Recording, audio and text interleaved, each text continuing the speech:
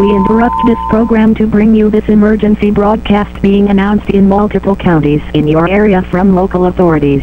Residents should be advised. There have been a total of 30 missing person reports in the past 10 hours. The creature has exhibited unprecedented aggression, claiming its victims in both daylight and under the cover of night. Authorities are actively working to locate and neutralize the threat, but extreme caution is advised. Residents are urged to stay indoors, lock all doors and windows, and avoid any unnecessary movement. The creature is highly unpredictable, and has demonstrated an unnerving ability to strike even in seemingly secure areas. Witnesses struggle to describe the true form of the entity.